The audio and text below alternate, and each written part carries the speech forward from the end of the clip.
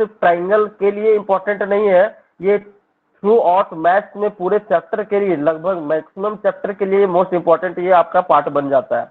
कैसे? ये ट्राइंगल का वेटेज आई थिंक आप लोग का ये जो सिलेबस में होता है, ये मुश्किल से मान लेते हैं ऐसे 10 या 12 मार्क्स का ऐसे जाता है, ठीक है। पूरा ज्योमेट्री का, ये ज्योमेट्री का आपका रीजन का पूरा इंपॉर्टेंट हो जाता है। ऐसे अगर हम लोग बात करें तो 6 to 8 मार्क्स डायरेक्टली आपका इस चैप्टर से आता है। इनडायरेक्ट वे में आपका जो आएगा इसका जो इम्पोर्टेंस है वो आप देख सकते हैं कि आप अगर ट्राइंगल नहीं जानते हो तो आप कोऑर्डिनेट ज्योमेट्री भी बढ़िया से नहीं जान पाओगे। दूसरा, मेंसुरेशन का जो प्रॉब्लम होगा इसको आप सॉल्व नहीं कर पाओगे। ये ट्राइंगल तो अपने आप में इम्पोर्टेंट है ही, अपना जो चैप्टर है ट्राइंगल का। और अगर हम लोग देखें इससे ज्योमेट्री का जितना इंपॉर्टेंट पोर्शन है, जैसे सर्कल फिर है, कंस्ट्रक्शन है, तो आपका ये सारे चैप्टर्स में भी आपको मार्क्स दिलाते हैं।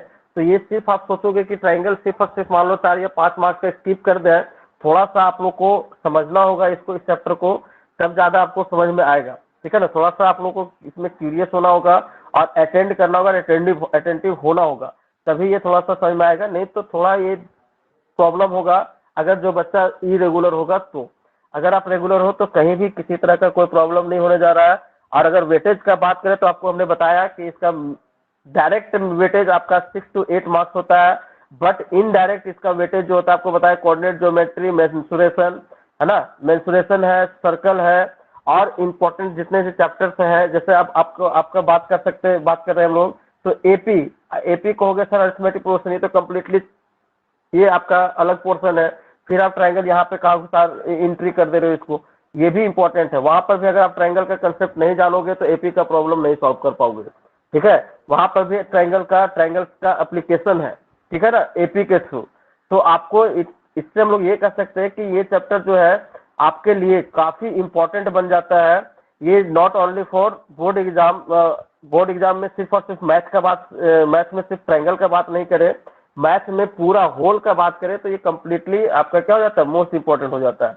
और तो और अब हम लोग क्या कह रहे थे, जैसे सिर्फ और सिर्फ मैथ के लिए इंपॉर्टेंट ही नहीं है, ये आपका हर एक सब्जेक्ट, जैसे कि आप केमिस्ट्री क्या कहते हैं फिजिक्स भी आप पढ़ते हो, तो फिजिक्स में भी आपका इसका काफी इंपॉर्टेंट रोल होता है ट्राइंगल का, ठीक है। आप लोग कोई भी जब न्यूमेरिकल सॉल्व करते हो या फिर इसका प्रॉब्लम को सॉल्व करते हो या फिर आप प्रूफ करते हो फॉर्मूला, तो वहां भी इसका यूज होता है। इसलिए इस मीन्स से हम लोग ये देखें कि ये ट्राइंगल आपका काफी इंपॉर्टेंट हो जाता है। और प्रीवियस क्लास 9th 10th से भी हम लोग 9th में 8th में भी हम लोगों ने पढ़ रखा है इसे, ठीक है। तो प्रीवियस क्लास में हमने पढ़ा है उसका यहाँ पे फिर से यूज है, ठीक है। अगर आप लोग को लगता है कि अगर हम फास्ट बोर्ड है तो आप लोग बताओगे हम थोड़ा स्लो चलेंगे, ठीक है। यहाँ पे आप लोग का क्या है, ये इंपॉर्टेंस है इस ट्राइंगल का, इसको हम सबसे पहले हम लोग जानने रहे हैं। आज का जो हमारा टॉपिक है इसमें हम लोग पढ़ेंगे, सबसे पहला है जो इस ट्राइंगल में पढ़ना है, और उसमें आज का टॉपिक है इंट्रोडक्शन ऑफ ट्राइंगल। हम लोग को पढ़ना है difference between congruency and similarity, ठीक। क्या होता है कॉन्ग्रुएंस, और दूसरा आपका पढ़ना है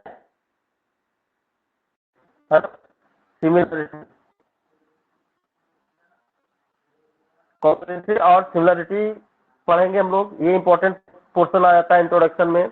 इसके बाद आगे ये है इससे रिलेटेड थ्योरम, जैसे है थेल्स थ्योरम, जिसको हम लोग ऐसा कहते हैं बीपीटी भी कहते हैं, BPT that means basic proportionality theorem. उसके बाद नेक्स्ट थ्योरम आता है आपका इसमें कन्वर्ज ऑफ थेल्स थ्योरम। उसके बाद आता है आपका सिमिलरिटी में कुछ रिलेटेड आपका थ्योरम्स हैं, 3 या 4 थ्योरम्स है। उसके बाद पाइथागोरस थ्योरम है, ठीक है ना। तो ये सारे थ्योरम्स हैं जो कि हम लोग को पढ़ना है 1 by 1 at the single time. हम लोग ये नहीं कहेंगे कि कंप्लीट तुरंत कर लेंगे, थोड़ा सा टाइम टेकन होगा, इजी मोड में चलेंगे, धीरे धीरे चलेंगे, स्लोली हम लोग समझने का कोशिश करेंगे, क्लास में ही समझने का कोशिश करेंगे, ठीक है। आप लोग कोई स्टूडेंट ऐसे हो जो सोच रहे होंगे कि सो जाते हैं अभी कल बाद में देख लेंगे, ओके, तो दिक्कत है, तो समझ में फिर नहीं आने जा रहा है कि चलो बाद में देखेंगे। बाद वाला पोर्शन तो फिर आधा, स्टार्टिंग वाला पोर्शन अगर आप स्टार्टिंग का पोर्शन को आप कंप्लीट नहीं करते हो तो आगे के पोर्शन में आपको बहुत ही ज्यादा दिक्कत होने वाला है, ठीक है। तो आप लोग को कम्प्लीटली ये अटेंड करना है क्लास रेगुलर, और देखना है। चलिए देखिए, सबसे पहले इंट्रोडक्शन में आपका आता है कॉन्ग्रुएंस। ट्राइंगल क्या होता है ये हमने आपको बताया। A region bounded by 3 sides is called triangle, या फिर कह सकते हैं polygon which have 3 sides is called triangle. Definition लिखवाने की जरूरत है क्या?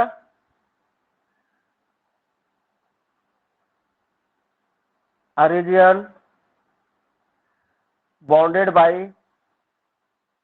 3 साइड्स इज कॉल्ड ट्राइंगल। और हम लोग कह सकते हैं आप पॉलीगॉन हैविंग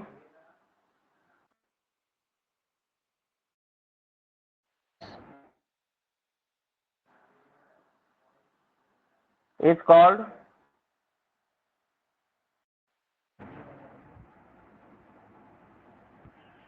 ओके। वैसा रीजन जो कि 3 साइड से बाउंडेड हो, इसको हम लोग क्या कहते हैं?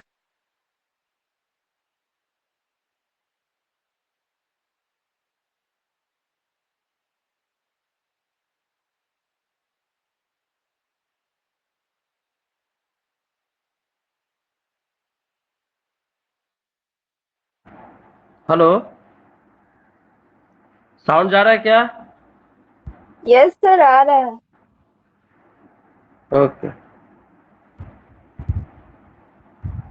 लिया। डेफिनेशन आप लोगों ने लिखा, ट्राइंगल क्या होता है। अब इसमें कुछ जनरल प्रॉपर्टी है, एंगल सम प्रॉपर्टी, सभी को पता है कि नहीं? And sum Yes, sir. important term related to triangle is that here 3 sides AB, BC and CA.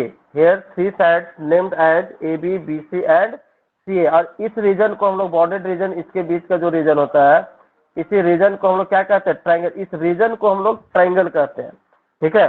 और सिर्फ ये लाइन सेगमेंट को हम लोग ट्राइंगल नहीं कहेंगे। A region which is bounded by 3 line segment is called triangle. And what is area? The amount of region which is bounded by triangle is called area of triangle. Okay? ये बात समझ में आ रहा है आप लोग को?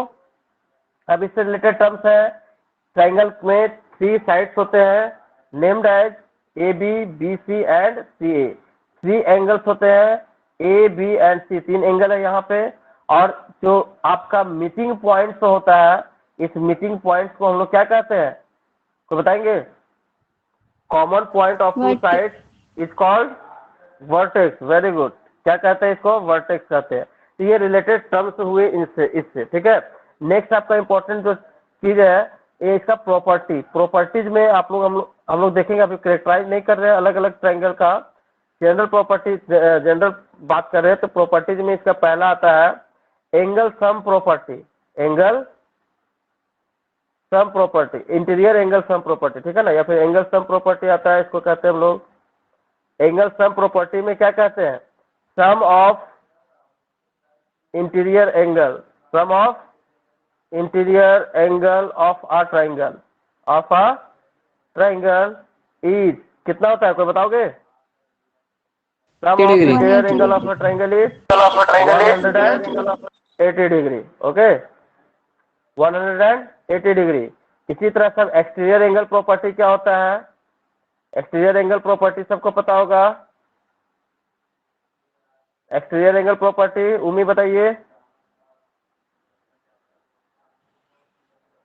What is exterior angle property of triangle? Do you know और नॉट?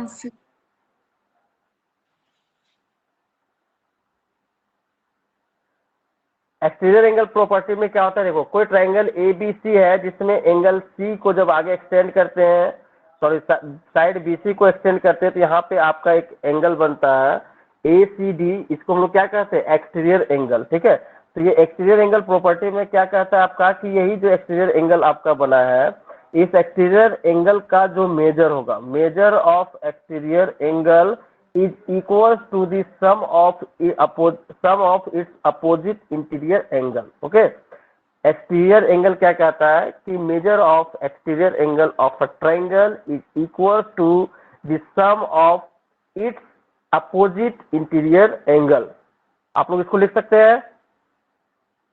एक्सटीरियर एंगल प्रॉपर्टी क्या है? द मेजर ऑफ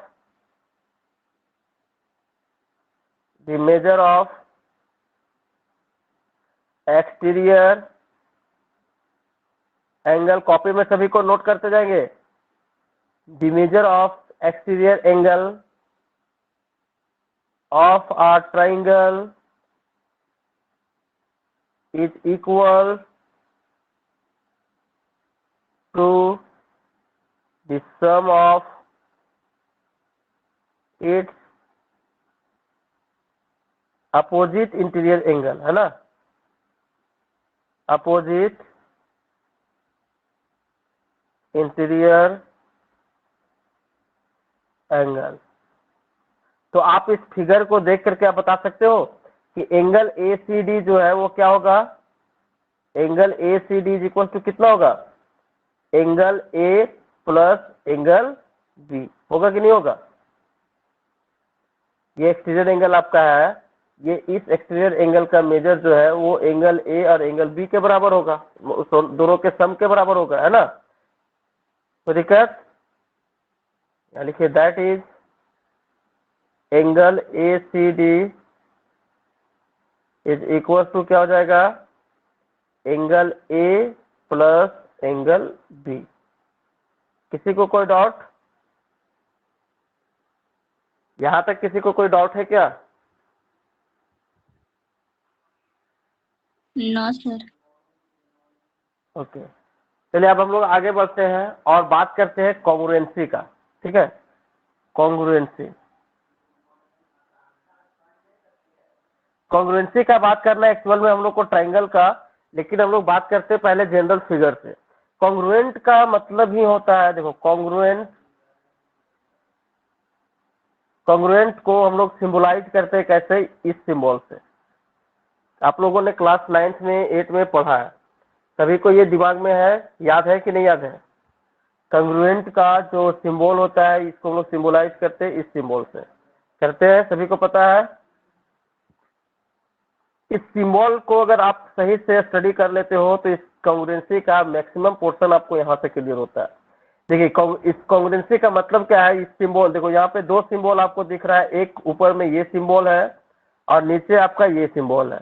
इस सिंबल का मतलब होता है सिमिलर से।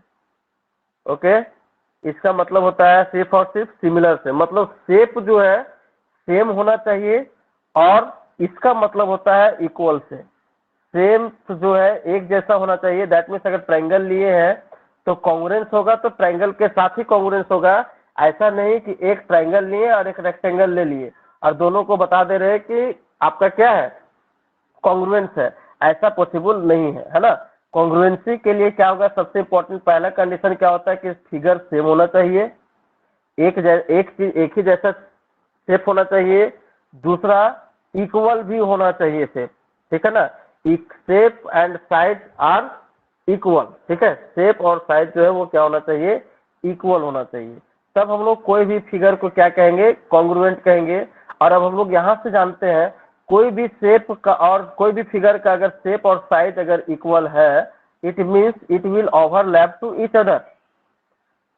ठीक है, जैसे ABC को एक ट्रायंगल है और दूसरा ट्रायंगल अगर आपका DEF है, ये दोनों को हम लोग कॉन्ग्रुएंस कर रहे हैं। It means if we put triangle ABC on triangle DEF, it will completely overlap, okay, to DEF, that is called congruency, okay। यहाँ पे क्या होगा कि ABC ट्रायंगल को अगर DEF पे रखे तो कंप्लीटली इसको सुपर इम्पोज करेगा तो ओवरलैप कर जाएगा, तो हम लोग इसको क्या कहेंगे कि ये फिगर जो है वो आपस में क्या है? कॉन्ग्रुएंट है। हम लोग फिगर, आप एक जनरल एवरीडे लाइफ में एग्जांपल आप देख सकते हैं, आपका जो बुक का जो पेजेज है, बुक का पेज है कि नहीं? इस तरह से आप देखते हैं इसमें बहुत सारे पेज हैं, सारे पेज को जब रखते चले जाते हैं one through over one, then we get a shape that is called cuboid, है ना? जब एक रेक्टेंगल को एक दूसरे पर रखते चले जाते हैं तो ये शेप कैसा बन जाता है? आपका क्यूबॉइड बन जाता है। तो यहाँ पे आप देखते हैं कि एक पेज जो है दूसरे पे ओवरलैप कंप्लीटली कर रहा है। आपका बुक का या नोटबुक का जो पेज है एक दूसरे पे कंप्लीट ओवरलैप करता है कि नहीं करता है? तो इसको हम लोग क्या कहते हैं बताइए? तो सारा जो पेज है एक दूसरे का क्या है, तो बताएंगे? कॉन्ग्रुएंट है। कॉन्ग्रुएंट है, तभी तो ये ओवरलैप कर रहा है। नहीं तो अगर कॉन्ग्रुएंट नहीं होता, मतलब ओवरलैप कंप्लीट नहीं करता। देखो एक जैसे मान लो पेज इतना बड़ा है, ठीक है, और एक बड़ा सा ऐसे है, ये कंप्लीटली ओवरलैप नहीं कर रहा। ओवरलैप कंप्लीट का मतलब क्या हुआ? ये जो ट्रायंगल है, रेक्टेंगल है, ये रेक्टेंगल दूसरा रेक्टेंगल इसी पे आना चाहिए, तभी हम लोग इसको क्या कहेंगे कि ये एक दूसरे को क्या कर रहा है, ओवरलैप कर रहा है।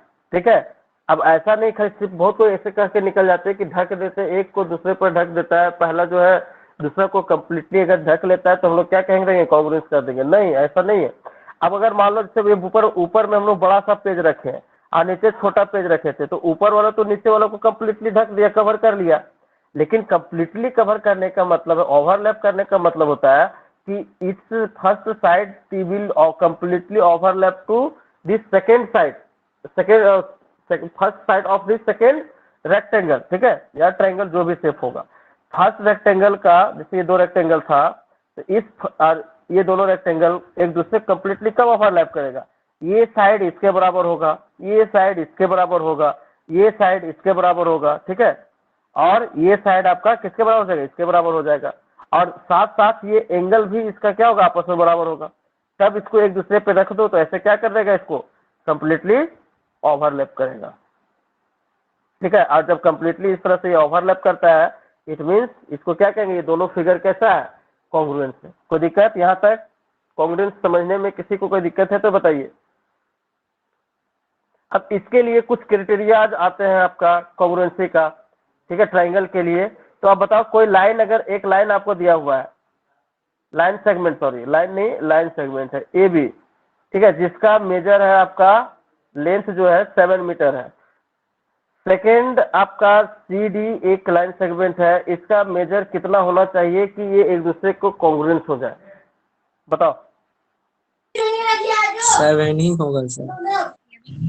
7 भी होना चाहिए, क्योंकि लाइन सेगमेंट में आपका क्या होना चाहिए? लेंथ इक्वल होना चाहिए। ठीक है, अगर लेंथ आपका इक्वल है दैट मीन्स क्या हो जाएगा? ये कॉन्ग्रुएंस है। ठीक है, इसी तरह से अगर हम लोग सर्कल का बात करें, ठीक है, एक सर्कल का हम लोग बात करें, जो ये सर्कल दोनों आपस में हम कहें कि ये एक दूसरे को क्या करेगा? कॉन्ग्रुएंस होगा। कब कॉन्ग्रुएंस होगा? ये दोनों ट्रायंगल, सॉरी दोनों सर्कल आपस में कब कॉन्ग्रुएंस होगा? जब इसका रेडियस बताइए। इक्वल होगा।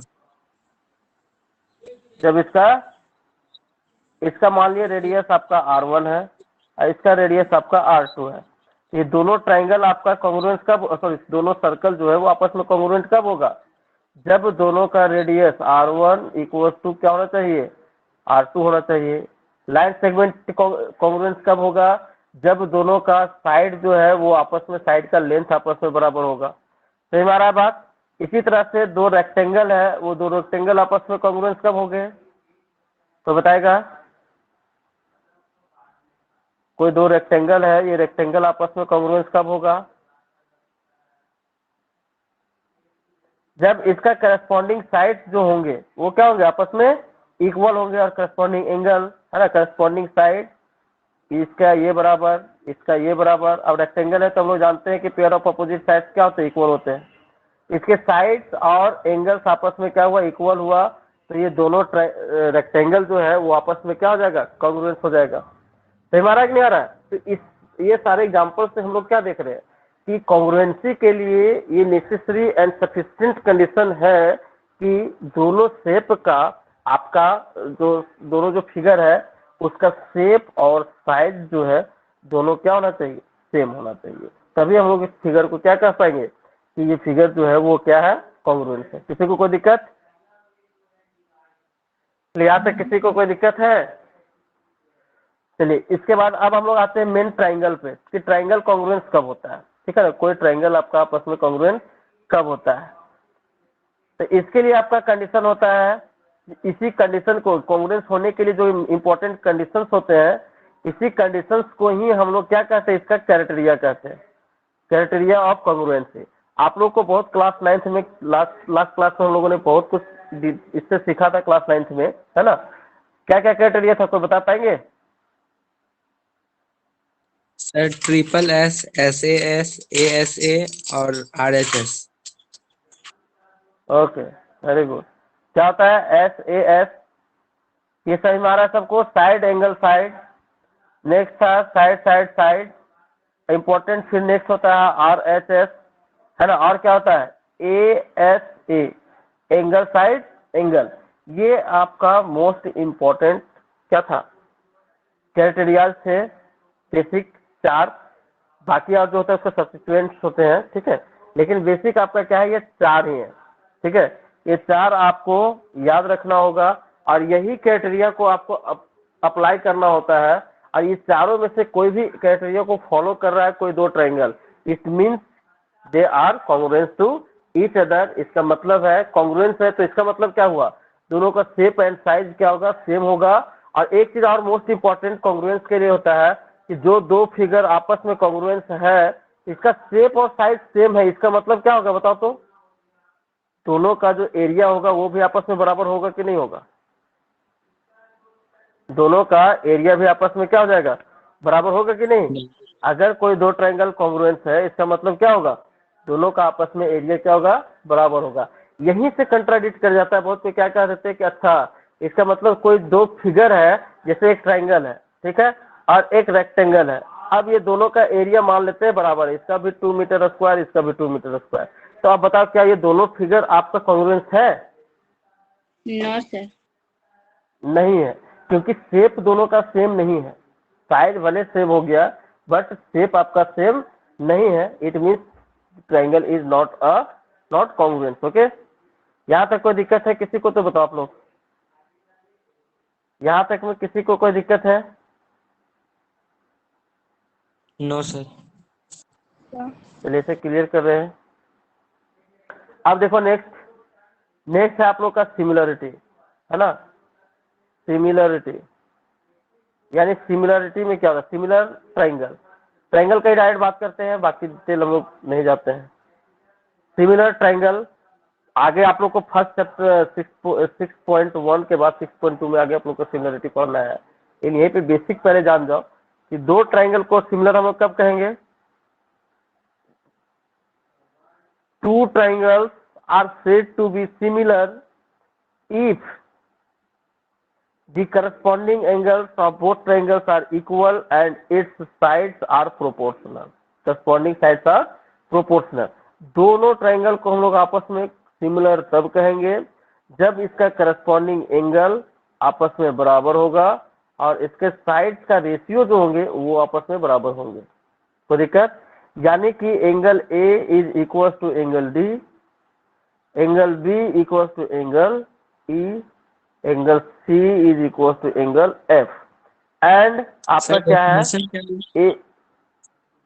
ए B by D E equal to A C by D F equal to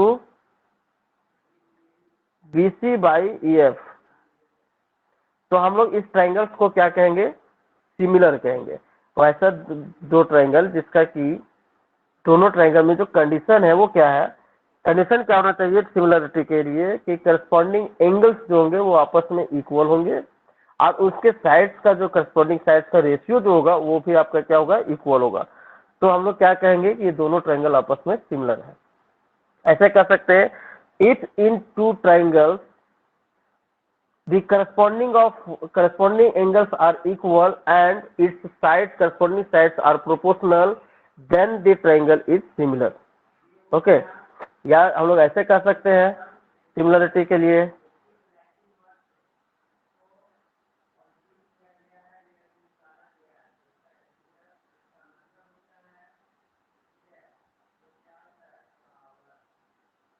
similarity के लिए क्या कह सकते हैं कि two triangles will be similar, या टू ट्रायंगल्स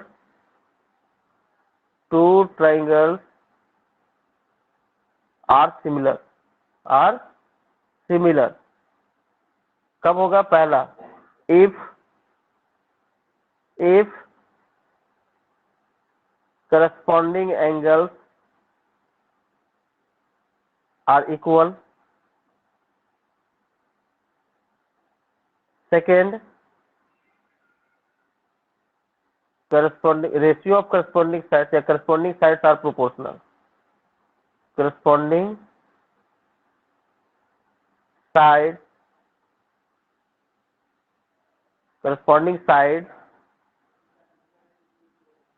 are proportional.